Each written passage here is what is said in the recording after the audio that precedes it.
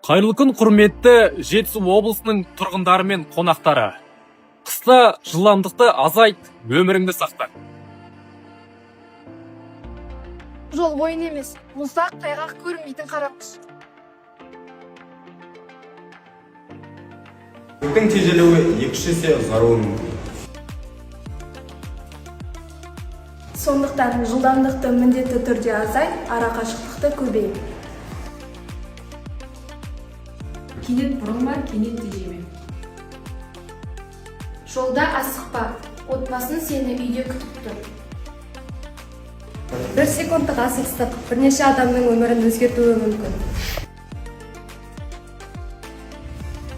Сіздердің мақсаттарыңыз жолдағы әрбір адамның өмірін сақта.